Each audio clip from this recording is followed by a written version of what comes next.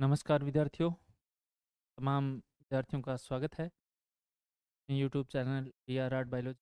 आज हम चर्चा करने वाले हैं BSc फर्स्ट ईयर के सेमेस्टर फर्स्ट की यूनिट थर्ड के बारे में। MCQ बेस पर अपनी ये यूनिट रहने वाली है और इस यूनिट में तकरीबन 80-85 क्वेश्चन को हम सॉल्व करेंगे। आशा है इनमें से सारे के सारे क्वेश्चन आपको एग्जाम हॉल के अंदर देखने को मिलेंगे। चलिए शुरू करते हैं अपने आज की ये थर्ड यूनिट। तो जैसा कि आपको दिखाई दे रहा है कि इस यूनिट का सबसे पहले अपन सिलेबस नोट डाउन करते हैं कि सिलेबस किस प्रकार का रहने वाला है। तो यहाँ इस यूनिट में अपने को architecture of cell organelles, chemical composition, function of mitochondria, cilia, flagella, microtubules, lysosome and nucleus, ये टॉपिक पढ़ने हैं। तो इसके अंतर्गत अपन इन सभी कोशिकाओं की रासायनिक संरचना का अध्ययन करेंगे और इनके कार्यों का अध्ययन करेंगे।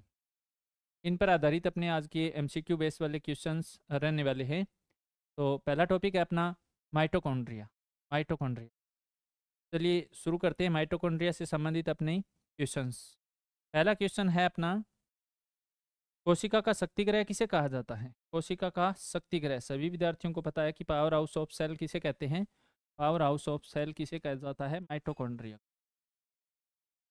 का शक्तिग्रह किसे कहेंगे? माइटोकॉन्ड्रिया को कहते हैं। इसके बाद माइटोकॉन्ड्रिया नाम किसने दिया? इंपॉर्टेंट क्वेश्चन है और कंपटीशन एग्जाम के अंतर्गत भी ये क्वेश्चन आपसे कई बार पूछा जा चुका है। तो माइटोकॉन्ड्रिया नाम किसने दिया था? सी बेंडा ने। खोज किसने की थी? कोलिकर ने की थी। और नाम किसने प्रतिपादित किया था? सी बेंडा नाम के वैज्ञानिक ने। चलिए बढ़ते हैं अगले क्वेश्चन की तरफ। अगला अपना क्वेश्चन है कि माइटोकॉन्ड्रिया को सर्वप्रथम किसने देखा? तो माइटोकॉन्ड्रिया को सर्वप्रथम देखने का श्रेय किसे दिया जाता है? माइटोकॉन्ड्रिया को सर्वप्रथम देखने का श्रेय दिया जाता है कोलिकर को। और कोलिकर ने माइटोकॉन्ड्रिया को कहाँ पर देखा था? कोलिकर ने कीटों की पेशी कोशिकाओं में माइटोकॉन्ड्रिया को सबसे पहले देखा था। ठीक है, अगला क्वेश्चन अपना, माइटोकॉन्ड्रिया को सार्कोसोम किसने कहा? तो ये भी अपना सेम आंसर है, कोलिकर ने ही माइटोकॉन्ड्रिया को सार्कोसोम नाम से पुकारा। ठीक है, फिर है फ्लेमिंग ने माइटोकॉन्ड्रिया को क्या नाम दिया? तो फ्लेमिंग ने माइटोकॉन्ड्रिया को नाम दिया फाइला। ठीक है, फ्लेमिंग ने माइटोकॉन्ड्रिया को क्या नाम दिया? फाइला नाम दिया। फिर है माइटोकॉन्ड्रिया में डीएनए की उपस्थिति किसने बताई? देखिए, अपने को पता है कि माइटोकॉन्ड्रिया एकमात्र ऐसा कोशिकांग है जिसमें डीएनए प्रेजेंट होता है। क्वेश्चन अपना ये कह रहा है कि माइटोकॉन्ड्रिया में डीएनए की प्रेजेंस को किसने बताया? तो नास नाम के वैज्ञानिक ने माइटोकॉन्ड्रिया में डीएनए की उपस्थिति बताई थी। वैज्ञानिक का नाम क्या हो जाएगा? माइटोकॉन्ड्रिया में डीएनए की उपस्थिति किस वैज्ञानिक ने बताई? तो अपना राइट आंसर क्या आ जाएगा? नास नाम के वैज्ञानिक ने। फिर कॉन्ड्रियोसोम, कॉन्ड्रियोसोम, इसके बाद लिपोसोम, ये कोशिकांगों के कुछ एक नाम है, ये किसने दिए थे? कॉन्ड्रियोसोम, प्लास्टोसोम, प्लास्टोकॉन्ड्रिया, मायोकॉन्ड्रिया। फिर है कॉन्ड्रियोप्लास्ट, बायोप्लास्ट, किस कोशिकांग को कहा जाता है? तो ये पता होना चाहिए सभी किसके नाम है। ये सभी माइटोकॉन्ड्रिया के नाम है। दोबारा से ध्यान देना, कॉन्ड्रियोसोम, प्लास्टोसोम, प्लास्टोकॉन्ड्रिया, मायोकॉन्ड्रिया, कॉन्ड्रियोप्लास्ट, बायोप्लास्ट, ये सभी किस कोशिकांग के नाम है? ये माइटोकॉन्ड्रिया के नाम है। अगला क्वेश्चन है अपना, माइटोकॉन्ड्रिया को अपकेंद्रण विधि द्वारा किसने विलग किया, अलग किया? ठीक है, अपकेंद्रण विधि के द्वारा किस वैज्ञानिक ने माइटोकॉन्ड्रिया को अलग किया? अपना राइट आंसर क्या आ जाएगा? क्लोड। क्लोड नाम के वैज्ञानिक ने माइटोकॉन्ड्रिया को सेंट्रीफ्यूजन टेक्निक के द्वारा अलग किया, सेपरेट किया। फिर है किन कोशिकाओं में माइटोकॉन्ड्रिया अधिक संख्या में पाए जाते हैं? अपने को ऐसे कोशिकाओं के नाम बताने हैं जहां माइटोकॉन्ड्रिया सबसे ज्यादा पाए जाते हैं। तो ध्यान देना, हृदय की जो पेशी कोशिका है और वरक व ग्रंथिल कोशिकाओं में माइटोकॉन्ड्रिया अधिकता से पाया जाता है। एक तो हृदय की जो पेशी कोशिकाएं हैं, फिर किडनी की जो सेल है इनके अंदर, और ग्रंथिल कोशिकाओं में माइटोकॉन्ड्रिया की संख्या अधिक पाई जाती है। फिर किस प्रोटोजोआ में माइटोकॉन्ड्रिया की संख्या 5 लाख होती है? अर्थात मैक्सिमम संख्या के बारे में पूछ रहा है ये, कि किस कोशिकांग में माइटोकॉन्ड्रिया की संख्या मैक्सिमम पाई जाती है? तो अपना राइट आंसर क्या हो जाएगा? केओस, केओस में, केओस, केओस नामक प्रोटोजोआ के अंदर माइटोकॉन्ड्रिया की संख्या कितनी पाई जाती है? 5 लाख से अधिक पाई जाती है। ठीक है, तो ये आपको ध्यान रखना है कि माइटोकॉन्ड्रिया की संख्या किसमें सर्वाधिक होती है, केओस नामक प्रोटोजोआ के अंदर। अपने को पता है कि प्रोटोजोआ के अंतर्गत सूक्ष्मदर्शीय जीव आते हैं। ठीक है, फिर किन सदस्यों में एकमात्र माइटोकॉन्ड्रिया पाया जाता है। अपने को ऐसे सदस्यों के नाम बताने हैं जहाँ माइटोकॉन्ड्रिया की संख्या कितनी होती है, एक होती है। इंपॉर्टेंट है ये भी। क्लोरेला सेवाल के अंदर, माइक्रोमोनास के अंदर, ट्रिपेनोसोमा के अंदर और माइक्रोस्टेरियस के अंदर, इन सभी के अंदर माइटोकॉन्ड्रिया एक पाया जाता है, संख्या में एक पाया जाता है। अगला क्वेश्चन आपसे पूछ रहा है कि सबसे छोटे व सबसे लंबे माइटोकॉन्ड्रिया किसमें पाए जाते हैं। तो यीस्ट के अंदर सबसे छोटे माइटोकॉन्ड्रिया पाए जाते हैं, 1 म्यू माइक्रोन इसकी व्यास होता है। और एम्फीबिया राना पाइनस की अंड कोशिका में सबसे लंबे माइटोकॉन्ड्रिया पाए जाते हैं। तो ये भी आपको ध्यान में रखना है, ध्यान देना। यीस्ट है क्या, कई बार ये क्वेश्चन पूछा जा चुका है। यीस्ट क्या है, एक कोशिकीय कवक को यीस्ट के नाम से जानते हैं। इसमें सबसे छोटे माइटोकॉन्ड्रिया होते हैं। और एम्फीबिया राना पाइपेंस की एग सेल के अंदर सबसे लंबे 30 से 40 माइक्रोन माइटोकॉन्ड्रिया पाए जाते हैं। हाँ, सबसे छोटे माइटोकॉन्ड्रिया यीस्ट के अंदर और सबसे लंबे माइटोकॉन्ड्रिया एग सेल के अंदर, एम्फीबिया की एग सेल में। फिर माइटोकॉन्ड्रिया में भरा प्रोटीन प्रकृति का जेल समान पदार्थ जिस भाग में पाया जाता है उस भाग को क्या नाम देते हैं। तो यहाँ अपना राइट आंसर क्या हो जाएगा, उसे हम क्या कहते हैं, मैट्रिक्स के नाम से जानते हैं। माइटोकॉन्ड्रिया का आंतरिक पदार्थ जिस भाग में भरा होता है उस भाग को क्या नाम देते हैं। तो यहाँ अपना राइट आंसर क्या हो जाएगा, मैट्रिक्स हो जाएगा। चलिए बढ़ते हैं अगले क्वेश्चन की तरफ। माइटोकॉन्ड्रिया की आंतरिक कला के अंतर्वलन से, देखिए अपने को पता है कि माइटोकॉन्ड्रिया जो होता है ये दोहरी झिल्ली के द्वारा परिबद्ध कोशिकांग है। इस प्रकार की दोहरी झिल्ली पाई जाती है। ठीक है, तो ये पूछ रहा है कि माइटोकॉन्ड्रिया की आंतरिक कला के अंतर्वलन, ये जो अंतर्वलन अंदर की तरफ झुकने के द्वारा ये जो संरचना बन रही है, इस संरचना का नाम पूछ रहा है ये। माइटोकॉन्ड्रिया की आंतरिक कला के अंतर्वलन से बनी अंगुली रूपी संरचना क्या कहलाती है। तो सभी को पता है कि इन अंगुली रूपी संरचनाओं को क्या नाम देते हैं, इन संरचनाओं को क्रिस्टी के नाम से जानते हैं। क्या कहते हैं, क्रिस्टी कहते हैं। तो नंबर 170 है, माइटोकॉन्ड्रिया की चयनित पारगम्य अंतःकला किससे बनी होती है। किससे बनी होती है ये पूछ रहा है कि इसमें कौन कौन से कंपोनेंट पाए जाते हैं, घटक पाए जाते हैं। तो इसमें ध्यान देना है आपको, 80% प्रोटीन और 20% लिपिड पाई जाती है। अर्थात अंतःकला जो होती है ये क्या होती है, चयनित पारगम्य प्रकृति की होती है। अर्थात उपयोगी पदार्थों को ये अंदर आने देती है, अनुपयोगी पदार्थों को बाहर रोक देती है, चयनात्मक होती है। ठीक है, इसमें कौन कौन से कंपोनेंट पाए जाते हैं। तो इसमें 80% प्रोटीन और 20% लिपिड पाई जाती है। माइटोकॉन्ड्रिया अंतःकला की एम सतह के कण क्या कहलाते हैं, कणों को क्या नाम देते हैं, F1 कण या फिर ऑक्सीसोम के नाम से जानते हैं। ध्यान देना, यहाँ पे किन कणों की बात करा है, ये होगी अंतःकला। और यहाँ इस प्रकार के छोटे छोटे कण पाए जाते हैं, इन कणों का नाम पूछा जा रहा है जहाँ पर श्वसन से संबंधित क्रियाएं होती है। इन्हीं कणों को क्या कहेंगे, अफन कण कहेंगे। और इन्हीं कणों का दूसरा नाम क्या हो जाएगा, ऑक्सीसोम। ऑक्सीसोम। तो आपसे क्वेश्चन पूछा जा सकता है कि माइटोकॉन्ड्रिया में श्वसन से संबंधी क्रियाएं कहाँ होती है, एफन कणों पर या फिर ऑक्सीसोम पर श्वसन से संबंधित क्रिया पाई जाती है। बढ़ते हैं अगले क्वेश्चन की तरफ। F1 कण, ऑक्सीसोम, इनकी खोज किसने की। अभी चर्चा चल रही थी अपनी। F1 कण क्या होते हैं, माइटोकॉन्ड्रिया की अंतःकला पर पाए जाने वाले कण F1 कण कहलाते हैं। क्रिस्टी पर पाए जाने वाले कण F1 कण कहलाते हैं। इनकी खोज किसने की, हमबेर्टो फर्नांडीज मोरान ने इनकी खोज की थी। हमबेर्टो फर्नांडीज मोरान ने इनकी खोज की थी। अगला है ETP, इलेक्ट्रॉन ट्रांसपोर्ट पार्टिकल।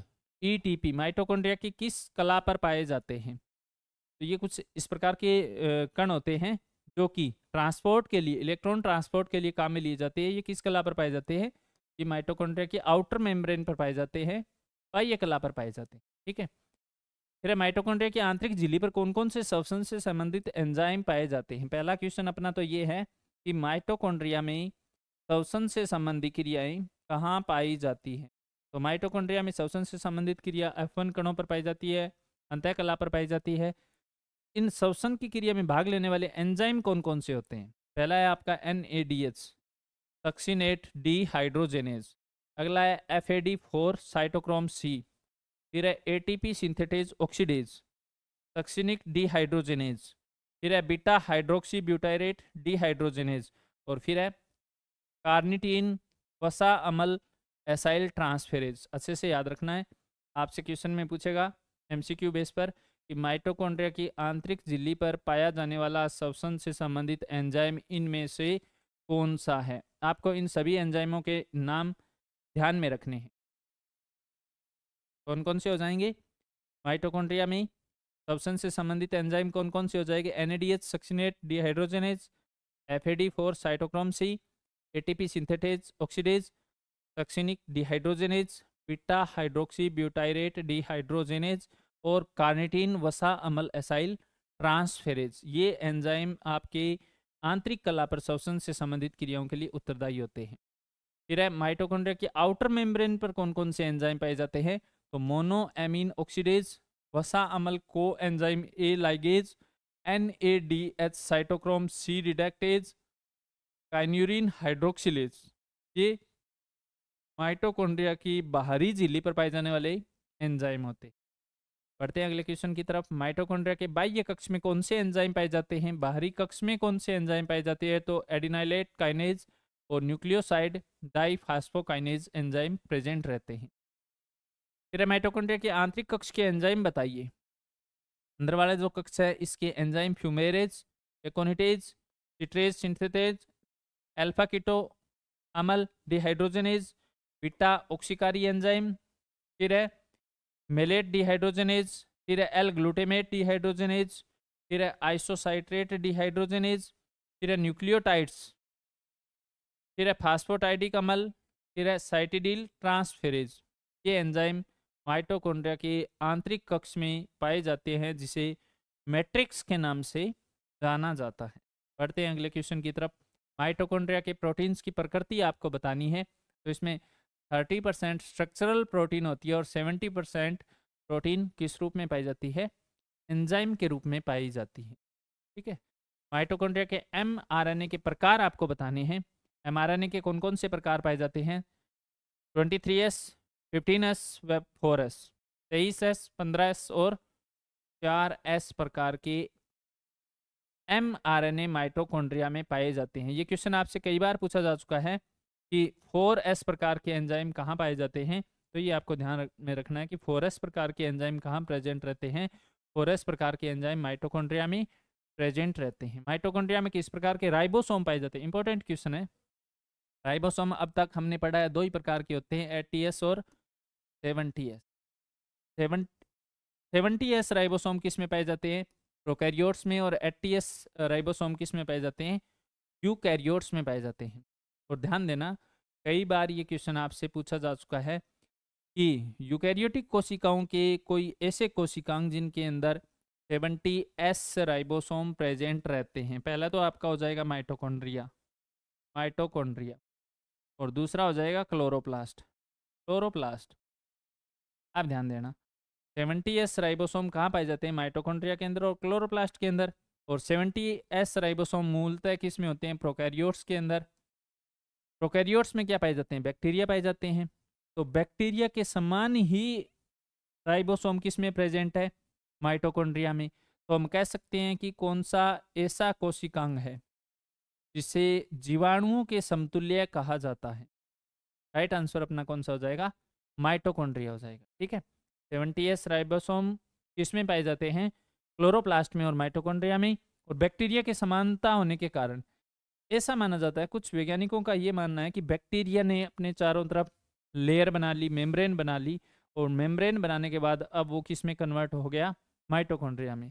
तो माइटोकॉन्ड्रिया की जो उत्पत्ति है, ओरिजिन है, वो किससे मानी जाती है? बैक्टीरिया से मानी जाती है। यहाँ से पूछा जा रहा है कि माइटोकॉन्ड्रिया में किस प्रकार के राइबोसोम पाए जाते हैं। अब तक हमने 2 ही प्रकार पढ़े हैं, 70S, 80S। माइटोकॉन्ड्रिया में जो अलग से राइबोसोम बहुलता से पाए जाते हैं वो कौन से होते हैं? 55S। ये भी आपको ध्यान में रखना है।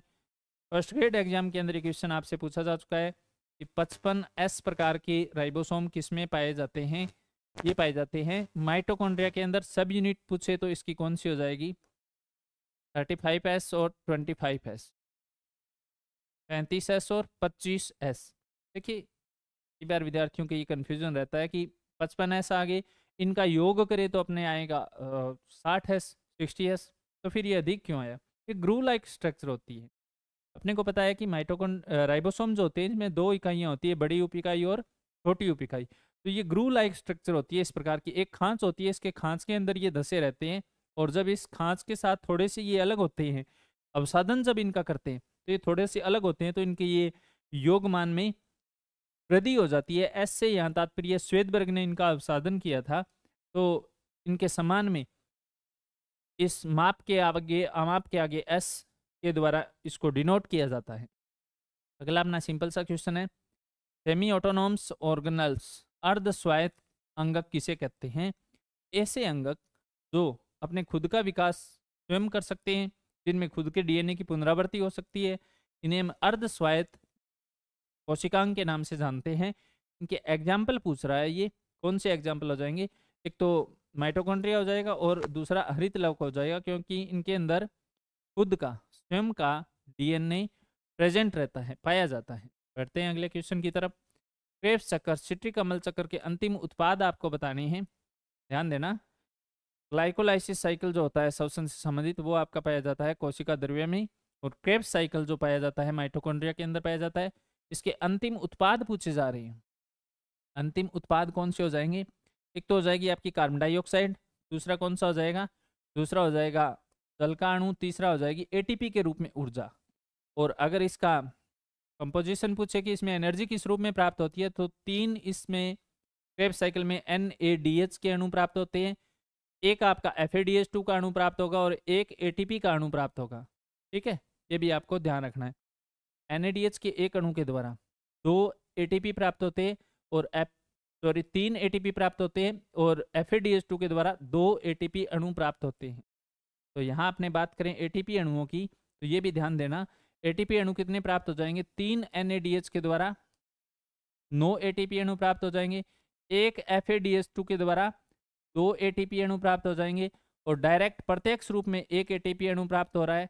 तो टोटल कितने ATP अणु प्राप्त हो गए, 12 ATP अणु एक क्रेब्स साइकिल में एक ग्लूकोज अणु से प्राप्त होते हैं। ये भी आपको ध्यान में रखना है। पढ़ते हैं अगले क्वेश्चन की तरफ। क्रेब्स चक्र में एकमात्र, मोस्ट इंपॉर्टेंट क्वेश्चन है, तो आपका CTA साइकिल होता है, क्रेब्स चक्र जो होता है, जिसको हम सिट्रिक अम्ल चक्र के नाम से भी जानते हैं, इसमें एकमात्र 5 कार्बन वाला यौगिक कौन सा है, तो इसका नाम है अल्फा कीटोग्लूटेरिक एसिड। एकमात्र ऐसा यौगिक जिसमें कार्बन परमाणुओं की संख्या कितनी है, 5 है, कौन सा हो जाएगा, अल्फा कीटोग्लूटेरिक अम्ल। अगला क्वेश्चन अपना, साइटोक्रोम क्या है, इनकी खोज किसने की। तो साइटोक्रोम श्वसन की क्रिया में भाग लेने वाले इलेक्ट्रॉन वाहक होते हैं। देखिए रेस्पिरेशन जो क्रिया होती है, इसके दौरान इलेक्ट्रॉनों का ट्रांसफर करना होता है। इलेक्ट्रॉन ट्रांसफर में भाग लेने वाले जो घटक होते हैं, कंपोनेंट जो होते हैं, इनको साइटोक्रोम के नाम से जानते हैं। और ये होते क्या है, ये हिमयुक्त प्रोटीन होते हैं, हिमयुक्त प्रोटीन होते हैं। और इनकी खोज किसने की, की खोज केलिन नाम के वैज्ञानिक ने 1925 में की थी, 1925 में की थी। ठीक है, बढ़ते हैं अगले क्वेश्चन की तरफ। क्रेब्स चक्र कहाँ संपन्न होता है, इंपॉर्टेंट है, एक बार अगेन, क्रेब्स चक्र की क्रिया कहाँ संपन्न होती है, ये होती है माइटोकॉन्ड्रिया की मैट्रिक्स के अंदर। ठीक है, अगला क्वेश्चन आपका ETS, जिसको हम इलेक्ट्रॉन ट्रांसफर सिस्टम के नाम से जानते हैं, ETS। और इसी का दूसरा नाम है ऑक्सीकारी फास्फोरिलीकरण। ऑक्सीकारी फास्फोरिलीकरण ये कहाँ पे होती है क्रिया, देखिए माइटोकॉन्ड्रिया के अंदर क्रेब्स साइकिल होता है, ETS भी माइटोकॉन्ड्रिया के अंदर पाया जाता है। यहाँ आपसे पूछा जाए पर्टिकुलर कौन सी स्पेस के अंदर ETS पाया जाता है, इलेक्ट्रॉन ट्रांसफर सिस्टम कहाँ पाया जाता है, ये माइटोकॉन्ड्रिया की इनर मेम्ब्रेन पर पाया जाने वाली क्रिया है। माइटोकॉन्ड्रिया की आंतरिक झिल्ली पर जो क्रिया पाई जाती है उसको हम ETS के नाम से जानते हैं। बढ़ते हैं अगले क्वेश्चन की तरफ। तो यहाँ अगले क्वेश्चन में आपसे पूछा गया है कि सूक्ष्म नलिकाओं के प्राथमिक तंतु किससे बने होते हैं। प्रोटीन का नाम पूछा है, टॉपिक अपना चेंज हो गया है। अब तक अपने पढ़ रहे थे किसके बारे में, माइटोकॉन्ड्रिया के बारे में, अब हम किसके बारे में पढ़ रहे हैं, माइक्रो ट्यूबुल्स के बारे में, सूक्ष्म नलिका के बारे में। सूक्ष्म नलिका के प्राथमिक तंतु किससे बने होते हैं? कौन सी प्रोटीन से? ट्यूबुलिन प्रोटीन से। इसके अंतर्गत अल्फा व बीटा ट्यूबुलिन मोनोमर्स पाए जाते हैं। अल्फा बीटा ट्यूबुलिन मोनोमर्स इकाइयाँ पाई जाती है जो कि ट्यूबुलिन पॉलीमर्स का निर्माण करती है। तो माइक्रो ट्यूबुल्स का निर्माण किससे होता है? ट्यूबुलिन प्रोटीन से होता है।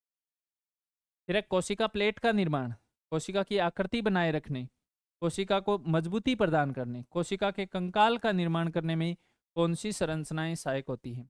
कोशिका प्लेट का निर्माण करने में, कोशिका की आकृति को बनाए रखने में, फिर कोशिका को दृढ़ता प्रदान करने में, कोशिका के कंकाल का निर्माण करने में कौन सी संरचना सहायक है? तो यहाँ एक बार पुनः अपना आंसर क्या आ जाएगा? माइक्रो ट्यूबुल्स, सूक्ष्म नलिकाएं, माइक्रो ट्यूबुल्स इस क्रिया में सहायक होती। फिर है माइक्रोफिलामेंट्स किससे बने होते हैं? सूक्ष्म तंतु या माइक्रोफिलामेंट्स किससे बने होते हैं? तो ये कौन सी प्रोटीन से बने होते हैं? ये बने होते हैं एक्टिन प्रोटीन से। ध्यान देना, एक्टिन प्रोटीन से। यहाँ अपना क्लास का मेन मोटो जो है वो है एग्जाम से पहले की आपकी प्रिपरेशन करवाना। डिस्क्राइब इन सभी बातों को पढ़ने के लिए, अच्छे से समझने के लिए आप इसी यूट्यूब चैनल DR राड बायोलॉजी के अंदर जाकर प्लेलिस्ट के अंदर आप BSc part first second third तीनों कक्षाओं का सिलेबस, संपूर्ण सिलेबस, चाहे आप बॉटनी का हो चाहे आपका जूलॉजी का हो, अच्छे से पढ़ सकते हैं। कोई भी टॉपिक आपको गहराई तक पढ़ना है, अच्छे से इनका अध्ययन करना है, तो इसके लिए आपको यूट्यूब के अंदर अपनी डिस्क्राइब क्लासें फ्री ऑफ कोर्स है, किसी प्रकार का चार्जेज नहीं लिया जा रहा है और पूरा का पूरा सिलेबस इसके अंदर अपलोडेड मिलेगा आपको। वहाँ से आपको इसको बेहतर तरीके से समझ सकते हैं। एक बार दो बार अपने इस क्लास का रिवीजन करने के बाद अगर आप एग्जाम हॉल के अंदर बैठो, देखिए 5 अपनी और 5 यूनिट के अंदर अपनी 5 ही वीडियो मिलेंगे, लगभग 30 से 40 मिनट का प्रत्येक सेशन रहने वाला है। और इस सेशन को अपने अगर स्पीड को बढ़ाकर भी 2-3 बार सुन ले तो आप आसानी से एग्जाम हॉल के अंदर अपने सारे के सारे क्वेश्चंस सोल्व कर सकते हो। तो आप बारी बारी से 1-2 बार 3 बार इस प्रत्येक यूनिट का अध्ययन करेंगे, जिसके बाद आप एग्जाम में अच्छे मार्क्स प्राप्त कर सकते हैं। तो यहाँ अपने बहुत ज़्यादा वर्णन करने की बजाय सीमित वर्ड के अंदर और इफ़ेक्टिव अपनी जानकारियाँ जो है, जो कि अपने एग्जाम की दृष्टिकोण से ही महत्वपूर्ण है, केवल उन्हीं पर अपने चर्चा कर रही है। फिर है माइक्रोविलाई, तो हम क्या नाम देते हैं? सूक्ष्म अंकुर के नाम से जानते हैं। तो ये माइक्रोविलाई या सूक्ष्म अंकुर कहाँ पाए जाते हैं, किन किन क्षेत्रों में पाए जाते हैं? तो एक तो आंतर उपकला के अंदर पाए जाते हैं, उत्सर्जी उपकला में पाए जाते हैं, फेफड़ों की उपकला कोशिकाओं में पाए जाते हैं और इन सभी उपकला कोशिकाओं की बाहरी सतह पर आपके माइक्रोविलाई पाए जाते हैं। होते क्या है माइक्रो सूक्ष्म अंकुर? क्या होते हैं? देखिए, आंतर के अंदर अवशोषण के तल को बढ़ाने के लिए इस प्रकार की संरचनाएं पाई जाती है, इनको विलाई कहते हैं। और इनके ऊपर इस प्रकार की छोटी छोटी संरचना पाई जाती है जिनको हम माइक्रोविलाई कहते हैं। और इन माइक्रोविलाइयों का कार्य क्या होता है? ये आंतर की आंतरिक सतह पर पाए जाते हैं और इनका कार्य क्या होता है? ध्यान देना, ये लहराती हुई स्थिति में पाए जाते हैं, जिसके कारण यहाँ जो घटक होते हैं, पोषक पदार्थ जो होते हैं, इनको ये अपने अंदर अवशोषित कर लेते हैं। है माइक्रोविलाई का कार्य बताइए। तो आंतर में माइक्रोविलाई का कार्य क्या हो जाएगा?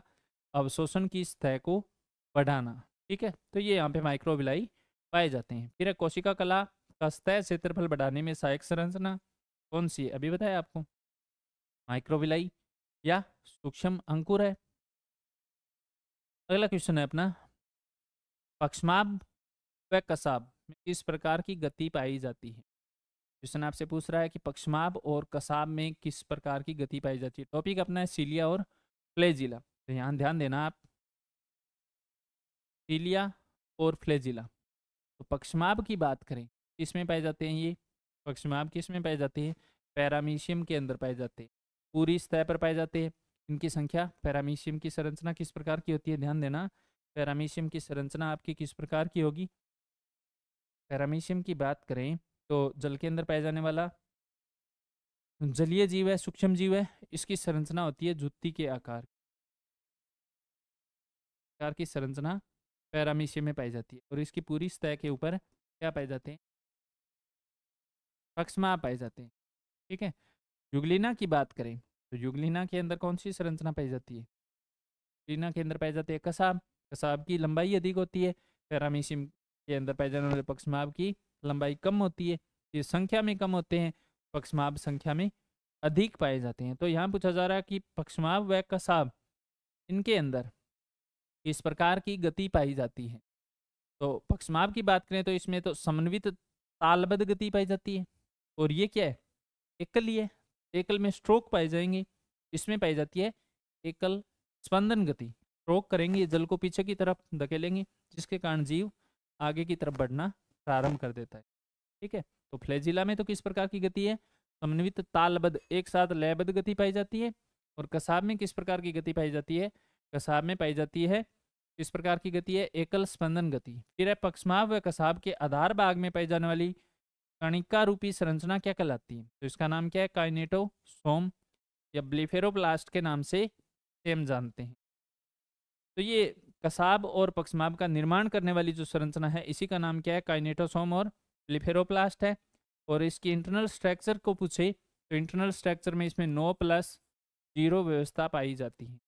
अगला क्वेश्चन है आधार काय का केंद्रीय हब कितने तंतुओं से बना होता है? वेसल बॉडी जो है इसका केंद्रीय हब पूछ रहा है कितने तंतुओं से बना होता है। तो इसका केंद्रीय हब 9 तंतुओं से बना होता है। और प्रत्येक तंतु के अंदर 3 सब यूनिट पाई जाती है, ए बी सी। 9 तंतुओं के द्वारा ये बना होता है। चलिए बढ़ते हैं अगले क्वेश्चन की तरफ।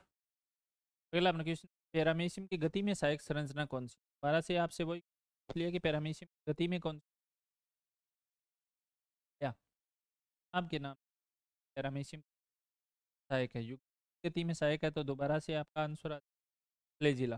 फिर है पक्षमाभ व कसाब की गति में सहायक आयन कौन से? इंपॉर्टेंट है भाई, दोनों सीलिया और फ्लैजिला की गति में कौन आयन सहायक है? ये क्वेश्चन आपसे कई बार पूछा जा चुका है। मैग्नीशियम और कैल्शियम आयन दोनों की गति में सहायक होती है। और इसके लिए आवश्यक ऊर्जा कौन प्रदान करता है? एटीपी आवश्यक ऊर्जा प्रदान। किस प्रकार का संगठन पाया जाता है? तो कसाब और पक्षमाभ में किस प्रकार का संगठन पाया जाता है? 9+2 कार्ट व्हील स्ट्रक्चर के समान संरचना तार जिस प्रकार से सेंट्रोसोम पाई जाती है उस में पाया जाता है। लेकिन ब्लिफेरोप्लास्ट जिसकी उत्पत्ति होती है इनके पक्षमाभ और कसाब की, उसमें 9+0 की व्यवस्था पाई जाती है। यही पूछ लिया आपसे आधार का है। ब्लिफेरोप्लास्ट में किस प्रकार का संगठन है? 9+0 संगठन है। ये और फ्लैजिला का पूछे तो +2 और ब्लिफेरोप्लास्ट का पूछे तो +0 की व्यवस्था पाई जाती है। अगला क्वेश्चन है लाइसोसोम की खोज करता। अगला अपना कोशिकांग आ गया है लाइसोसोम। देखिए सबसे पहले ध्यान देना कि लाइसोसोम को अपन किस हैं? साइडल बैग ऑफ सेल के नाम से कोशिकांग को जाना जाता है। साइडल बैग ऑफ का आत्मघाती थैला किसे कहते हैं? राइट आंसर लाइसोसोम कहा जाता है। दूसरा अपना है प्रकार के एंजाइम पाए जाते हैं हाइड्रोलाइटिक एंजाइम। यहाँ आपसे पूछा है कि लाइसोसोम की खोजकर्ता कौन है? तो लाइसोसोम की खोजकर्ता हो जाएगी Christian de Duve. Christian de Duve. इन कोशिकाओं में लाइसोसोम ज़्यादा पाए जाते हैं? तो एक तो लीवर के अंदर, अग्नाशय के अंदर, प्लीहा के अंदर, वर्क की कोशिकाओं में लाइसोसोम अधिकता से पाए जाते हैं। लाइसोसोम में हाइड्रोलाइटिक एंजाइम पाए जाते हैं। ये फटने के पश्चात ये अपने आसपास के साथ साथ स्वयं को ही नष्ट कर लेता है। इस कारण साइडल बैग ऑफ सेल। फिर किन कोशिकाओं में लाइसोसोम की संख्या अत्यधिक पाई जाती है, बहुत ज़्यादा पाई जाती है? तो डब्ल्यूबीसी सेल के अंदर, हिस्टियोसाइट के अंदर, कुफर कोशिका में, मैक्रोफेज कोशिका। ऐसी कोशिकाएं प्रकृति क्या होती है? पक्षकाणु प्रवृत्ति होती है के अंदर लाइसोसोम से पाए जाते हैं। का काम ही क्या होता है? पाचन करना। का काम ही क्या है? पाचन करना होता है। ऐसी कोशिकाएं जिनके अंदर पाचन की क्षमता ज़्यादा होती है या फिर भक्षण करने की क्षमता अधिक होती है, तो उनके अंदर लाइसोसोम अधिकता से पाए जाते हैं। फिर है फेगोसोम क्या है? फेगोसाइटोसिस या पिनोसाइटोसिस लाइसोसोम जिनमें बाह्य कोशिकीय पदार्थ। आप ध्यान दें, दो घटनाएं यहाँ पे, फेगोसाइटोसिस या पिनोसाइटोसिस। अगर कोई कोशिका को ठोस पदार्थ को अंदर ग्रहण कर रही है तो इसका नाम क्या हो जाएगा? फेगोसाइटोसिस।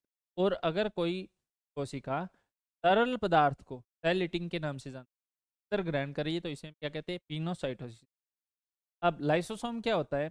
अपनी प्रकृति को लगातार चेंज करता रहता है, बदलता रहता है। कारण इसे हम पॉलीमॉर्फिक सेल ऑर्गेनल्स के नाम से जानते हैं, जिसको हम हिंदी में क्या कहते हैं, बहुरूपी कोशिकांग के नाम से जानते हैं। अर्थात इसके बहुत सारे प्रकार होते हैं। बहुरूपी कोशिकांग कौन सा है? लाइसोसोम। तो इसमें फेगोसोम के बारे में पूछा जा रहा है कि फेगोसोम किसे कहते हैं? फेगोसोम।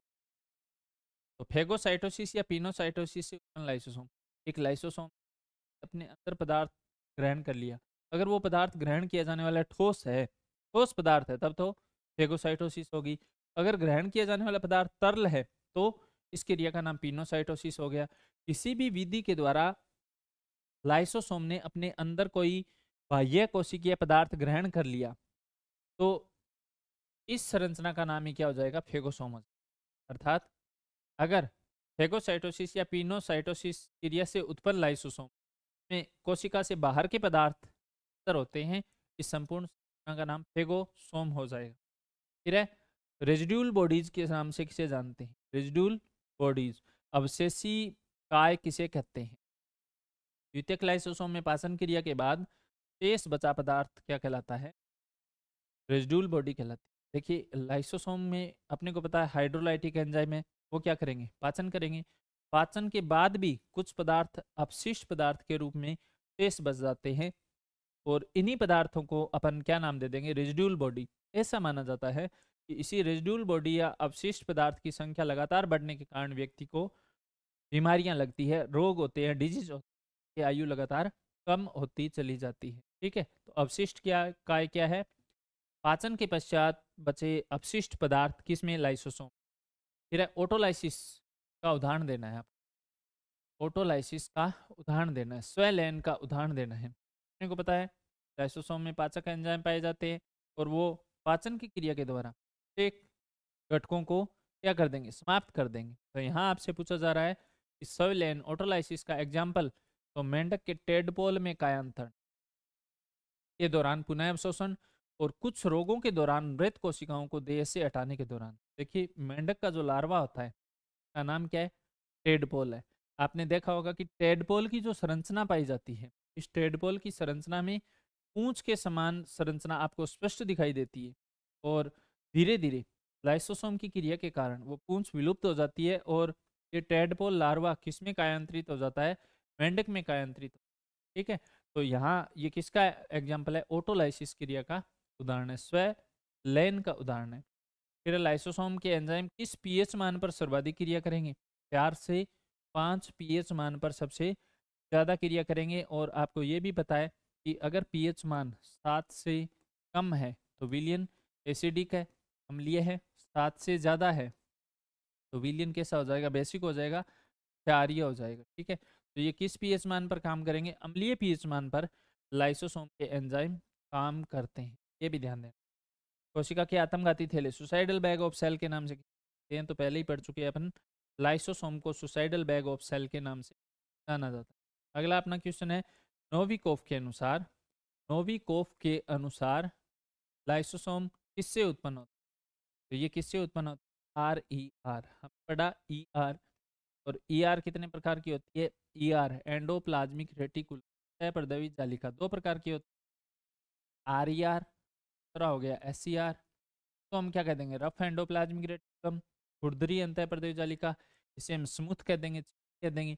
ये प्रोटीन बनाएगी, ये लिपिड बनाएगी। ठीक है, तो यहाँ लाइसोसोम की उत्पत्ति किससे? ये आर ई, खुरदरी अंतःप्रदेवी जालिका से उत्पन्न होते हैं। अस्थियों के अपघटन हेतु लाइसोसोम का कौन सा एंजाइम उत्तरदायी होता है? हड्डियों को गलाने की क्षमता भी लाइसोसोम के अंदर पाई जाती है, तो कौन सा एंजाइम यहाँ उत्तरदायी होता है? ध्यान देना है आपको, कैथेप्सिन डी एंजाइम इसके लिए उत्तरदायी होता है। अगला फिर इंपॉर्टेंट क्वेश्चन है, क्राइनोफेगी किसे कहते हैं? क्राइनोफेगी किसे कहते हैं? तो लाइसोसोम द्वारा कोशिका से अपचित व अपशिष्ट पदार्थों के निष्कासन की क्रिया को क्या कह देंगे? क्राइनोफेगी कह देंगे। कोशिका से अपशिष्ट पदार्थों को हटाने की क्रिया क्या कहलाती है? क्राइनोफेगी कहलाती है। और अपशिष्ट पदार्थों को क्या कह देंगे? क्या नाम दिया था? Residual body. अपशिष्ट काय के नाम से रेजिड्यूल बॉडी या अपशिष्ट काय को हटाने की क्रिया का नाम ही क्या है? क्राइनोफेगी कहलाती है। ठीक है, फिर है क्राइनोफेगी किसे कहते हैं? आ गया ना, कोशिका द्वारा अपशिष्ट पदार्थों का निष्कासन संधि शोध रियोमेटिड आर्थराइटिस के नाम से जानते हैं। लाइसोसोम का कौन सा एंजाइम इसके लिए उत्तरदायी है? तो हड्डियों को गलाने के लिए अपने को पता है कौन सा है, कैथेप्सिन उत्तरदायी होता है। यकृत व पेशी कोशिकाओं में ग्लाइकोजन सतह से उत्पन्न पोम्पे रोग लाइसोसोम के किस एंजाइम की कमी से होता है? अल्फा ग्लूकोसाइड एंजाइम की अनुपस्थिति या कमी के कारण कौन सा रोग हो जाएगा? पोम्पे रोग हो जाएगा। कहाँ होगा? लीवर के अंदर और मसल सेल के अंदर। ठीक है, ग्लाइकोजन संचय के कारण ये रोग उत्पन्न होता है, पोम्पे रोग। और ये पोम्पे रोग अल्फा ग्लूकोसाइडेज एंजाइम की एब्सेंस में प्रेजेंट होता है, ध्यान देना। ठीक है, अगला अपना जो न्यूक्लियस है, केंद्र का टॉपिक इसी यूनिट का पर आधारित ये सारे के सारे अपने रहने वाले। अभी तक अगर आपने चैनल को सब्सक्राइब नहीं किया है तो प्लीज़ कर दीजिएगा ताकि और ज़्यादा मोटिव के साथ अपने स्क्राइब क्लासेस शुरू करें। प्रोकैरियोटिक कोशिकाओं में पाया जाने वाला झिल्ली रहित केंद्रक क्या कहलाता है? इंपॉर्टेंट है, तो हम जीनोफोर के नाम से भी जानेंगे, प्रोकैरियोन के नाम से भी जानेंगे, न्यूक्लियोइड के नाम से भी। ठीक है, झिल्ली रहित जो केंद्रक है इसको हम न्यूक्लियोइड के नाम से भी जानते हैं, प्रोकैरियोन, जीनोफोर या न्यूक्लियोइड। और ये किस में पाया जाता है? प्रोकैरियोटिक कोशिका के। इन कोशिकाओं में केंद्रक अनुपस्थित होता है, उस ये भी आपके लिए इंपॉर्टेंट है, महत्वपूर्ण है। इन कोशिकाओं में केंद्रक नहीं पाया जाता। तो अपने को पता है कि मेमल्स की जो मेच्योर आरबीसी है इनमें नहीं पाया जाता, और प्लांट के अंदर, चालनी कोशिका के अंदर, ट्यूब ट्यूब के अंदर केंद्रक एब्सेंस रहता है, प्रेजेंट नहीं होता। ठीक है, तो स्तनधारियों की मेच्योर आरबीसी में और पादपों की चालनी नलिका में केंद्रक के खोजकर्ता सभी को पता है, रॉबर्ट ब्राउन ने खोज की थी किस? आर्किड की जड़ कोशिकाओं। अगला क्वेश्चन, किसने प्रमाणित किया कि केंद्रक कोशिका में आनुवांशिक नियंत्रण करता है? आपको पता है कि केंद्रक को कोशिका की जेनेटिक कंट्रोल यूनिट के नाम से जानते हैं, आनुवांशिक नियंत्रक इकाई के नाम से जानते हैं। ये बात किसने बताई थी? जे हेमरलिंग नाम की।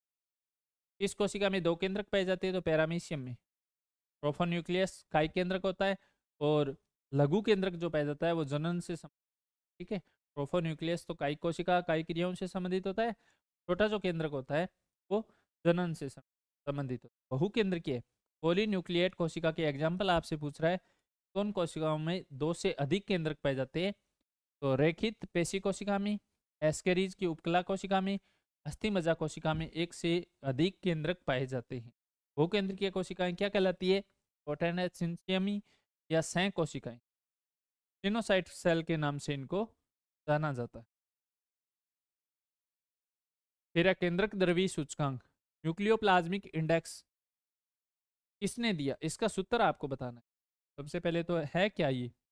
आर हर्टविग ने दिया, एनपी बराबर एन और वी सी माइनस वी, ये इसका सूत्र हो जाएगा। ठीक है, देखिए केंद्रक का आयतन और कोशिका द्रव्य का आयतन पाया जाता है। इसी आयतन को अपन क्या कह देंगे? न्यूक्लियोप्लाज्मिक इंडेक्स के नाम से, न्यूक्लियोप्लाज्मिक इंडेक्स के नाम से माइनस केंद्रक का आयतन, फिर है कोशिका द्रव्य का आयतन, और इनका अनुपात क्या कहलाता है? का अनुपात कहलाता है केंद्रक द्रव्यीय सूचकांक। और ये बात किसने बताई? आर हर्टविग ने बताई। केंद्रक झिल्ली से घिरा तरल पदार्थ क्या कहलाएगा? देंगे अपन केरियोलिम्फ के नाम से जानते हैं। बढ़ते हैं अगले क्वेश्चन की तरफ। केंद्रक में उपस्थित धागे के समान संरचना क्या पाई जाती है? क्रोमेटिन जालिका। कोशिका है, कोशिका के अंदर केंद्रक है, केंद्रक में पाई जाती है धागेनुमा, और इसी जालिका का नाम है क्रोमेटिन जालिका। इन जालिका और क्रोमेटिन जालिका से ही कालांतर में कोशिका विभाजन के द्वारा क्या बनेंगे? क्रोमोसोम बनेंगे, सूत्र बनेंगे। तो ये बात किसने बताई कि इस जालिका का नाम क्रोमेटिन जालिका है? अर्थात अपने से पूछा कि क्रोमेटिन जालिका नाम किसने दिया? राइट आंसर क्या आ जाएगा? फ्लेमिंग आ जाएगा। केंद्रक में गहरे अभिरंजित व हल्के अभिरंजित भाग क्या कहलाते हैं? तो देखिए अपने को पता है कि केंद्रक में पाई जाने वाली क्रोमेटिन जालिका क्या बनाती है? क्रोमोसोम बनाती है। अगर इनका अभिरंजन करें तो अगर गुणसूत्र का कोई भाग गहरा दिखाई दे रहा है तो उसका नाम तो हेटेरोक्रोमेटिन, और हल्का दिखाई दे रहा है तो यूक्रोमेटिन हो जाए। यही अपने जा रहा है, गहरे अभिरंजित भाग हेटेरोक्रोमेटिन और हल्के अभिरंजित भाग यूक्रोमेटिन। फिर केंद्र का आनुवांशिक रूप से सक्रिय भाग जो अनुलेखन क्रिया में भाग लेता है क्या कहलाएगा? तो ट्रांसक्रिप्शन में भाग लेगा। लेखन कहते हैं डीएनए से आरएनए बनने की क्रिया को, आरएनए से प्रोटीन का संश्लेषण अनुवादन कहलाता है। यहाँ पूछा जा रहा है कि ट्रांसक्रिप्शन की क्रिया में भाग लेने वाला केंद्रक का आनुवांशिक रूप से सक्रिय पदार्थ क्या कहलाएगा? You chromatin. तो देखिए यू क्रोमेटिन और हेटेरोक्रोमेटिन क्या होते हैं? केंद्रक में पाए जाने वाले गहरे अभिरंजित भाग क्या कहलाएंगे? हेटेरोक्रोमेटिन, जो कि आनुवांशिक दृष्टि से इनएक्टिव होती है, निष्क्रिय होते हैं, अनुलेखन में भाग नहीं लेते। हाँ, सक्रिय का पूछ रहा है, यूक्रोमेटिक हो जाएंगे। क्यों? क्योंकि इनके अंदर डीएनए की मात्रा अधिक पाई जाती है। फिर है मानव मादा में उपस्थित एक हेटेरोक्रोमिक गुणसूत्र बार बॉडी कहलाता है। यह बार बॉडी नाम किसने? देखिए जब भी अपने सेक्स डिटर्मिनेशन करते हैं, लिंग निर्धारण किया जाता है, लिंग चेक किया जाता है, तो वहां अपन देखते हैं कि महिला के अंदर क्या प्रेजेंट रहती है? तो दो क्रोमोसोम होते हैं। कौन से? लिंग गुणसूत्र एक्स एक्स, जो दो क्रोमोसोम पाए जाते हैं। इन एक्स एक्स क्रोमोसोम के अंदर किस प्रकार की स्ट्रक्चर होती है? महिलाओं में 44 प्लस एक्स एक्स और पुरुषों में होते हैं 44 प्लस एक्स वाई। यहाँ एक एक्स क्रोमोसोम किस रूप में परिवर्तित हो जाता है? ये बार बॉडी में परिवर्तित, बार बॉडी में, और ये गहरी संरचना के रूप में दिखाई देता है। इसी आधार पर अपन पहचान कर सकते हैं कि उत्पन्न होने वाली संतति नर है या फिर मादा है। ठीक है। टर्नर सिंड्रोम से ग्रसित महिला के अंदर इस प्रकार बार बॉडी नहीं पाई जाती, क्योंकि वहां पे 44 प्लस एक्स जीरो व्यवस्था होती है। तो यहाँ पूछा जा रहा है कि बार बॉडी नाम किस प्रतिपादित किया? बार बॉडी है क्या? एक निष्क्रिय एक्स क्रोमोजोम। बार व बेर्ट्रा नाम के वैज्ञानिक ने बार बॉडी नाम। फिर गुणसूत्रों का संरचनात्मक डीएनए जो केंद्रिक से संबंधित रहता है तथा प्रतिकृति क्रियाओं में भाग नहीं लेता, क्या कहलाता है? सेटेलाइट कहलाता है। गुणसूत्रों का ऐसा डीएनए जो फोटोकॉपी से संबंधित नहीं होता, रेप्लिकेशन से संबंधित नहीं होता, क्या कहलाता है? सेटेलाइट के नाम से इनको जानते हैं, सेटेलाइट डीएनए। फिर क्षारीय प्रकृति के स्टोन प्रोटीन के एग्जाम्पल पूछ रहा है आपसे। H2A, H2B, H3, H4 और H1, ये क्षारीय प्रकृति के स्टोन प्रोटीन पाए जाते हैं। ठीक है। फिर क्रोमेटिन में कौन कौन से घटक पाए जाते हैं? तो क्रोमेटिन है क्या? केंद्रक के अंदर पाए जाने वाले धागिनुमा को हम क्या कह देंगे? क्रोमेटिन जालिका कह देंगे, जो क्रोमोसोम बनाती है। इसमें होता है डीएनए, इसमें होता है आरएनए, ये स्टोन प्रोटीन, ये नॉन स्टोन प्रोटीन, और इसमें होता है कौन सा आयन? Calcium ion. फिर केंद्रिका की खोज, न्यूक्लियोलस की खोज किसने की? केंद्रक की खोज तो किसकी थी? रॉबर्ट ब्राउन ने। और केंद्रिका की खोज किसकी थी? फोंटाना ने की थी। केंद्रिका का कार्य क्या हो जाएगा? राइबोसोम का संश्लेषण करना। इस कारण इसे हम आरएनए की फैक्ट्री के नाम से भी जानते हैं। आगे अपना राइबोसोम की फैक्ट्री किसे कह देंगे? क्या को कह देंगे? फिर केंद्रकीय छिद्रों का सर्वप्रथम वर्णन किसने? केंद्रक में छिद्र पाए जाते हैं, इनका वर्णन किसने किया? केलन व टाइलिन नाम के वैज्ञानिक ने इसका वर्णन किया। केलन व टामलिन नाम के वैज्ञानिक ने इनका वर्णन किया। स्टोन प्रोटीन में कौन से अमीनो अम्ल अधिक पाए जाते हैं? आर्जिनिन व लाइसिन अधिकता से पाए जाते हैं। स्टोन प्रोटीन में एमिनो एसिड आर्जिनिन व लाइसिन अधिक मात्रा में प्रेजेंट रहते हैं। फिर एनएचसी, नॉन स्टोन प्रोटीन में कौन से अमीनो एसिड पाए जाते हैं? ट्रिप्टोफैन व टायरोसिन। ट्रिप्टोफैन व टायरोसिन। क्रोमोसोम नाम किसने प्रतिपादित किया? वाल्डेयर ने क्रोमोसोम नाम दिया था 1888 में। केंद्रक कला किससे बनी होती है? केंद्रक की जो झिल्ली है वो किससे बनी होती है? लिपिड और प्रोटीन से बनी होती है, जिसको हम लिपोप्रोटीन के। एक बार DRR बायोलॉजी यूट्यूब चैनल को सब्सक्राइब और लाइक कर दीजिए अगर आप अभी तक आपने नहीं। एक कोशिका में सामान्यतः कितनी केंद्रिका पाई जाती है? ध्यान देना है, एक कोशिका में कितनी केंद्रिका होती है? केंद्रिका की बात कर रहा है, केंद्रक की नहीं। केंद्रिका एक कोशिका में एक ही पाई जाती है। केंद्रक झिल्ली रहित केंद्रक किस में पाया जाता है? बैक्टीरिया में और बीजीए में। प्रोकैरियोट्स के अंदर अपने को पता है कि केंद्रक के अंदर केंद्रक झिल्ली नहीं पाई जाती, इसी कारण इसी का नाम क्या है? प्रोकैरियोट्स नाम से। प्रो का अर्थ क्या हो गया यहाँ? प्रो का अर्थ हो गया अल्प विकसित, आदिम, पुराना। कैरियन का नाम क्या हो गया? कैरियन केंद्र को कहते हैं। तो ऐसी कोशिकाएं अल्प विकसित केंद्रक पाया जाता है, केंद्रक झिल्ली पाई जाती, तो हम प्रोकैरियोट्स के नाम से। फिर कोशिका की कंकालीय संरचना कौन सी होती है? तो पहले ही बता दिया मैंने, कंकालीय संरचना माइक्रोट्यूबुल्स के नाम से इनको हम जानते हैं। कोशिका के कंकाल का निर्माण करने वाली संरचना है।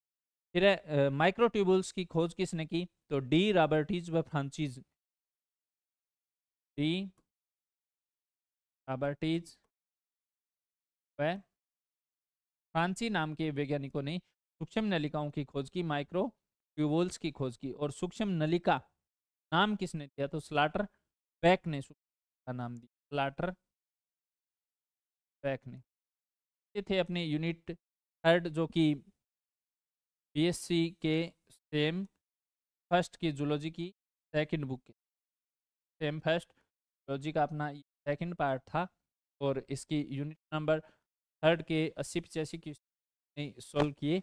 और तमाम बच्चों को एग्जाम के लिए हार्दिक शुभकामनाएं। बने रहिएगा हमारे साथ। इसी प्रकार से आपको एमसीक्यू बेस पर और डिस्क्राइब रूप में क्लासें लगातार आपको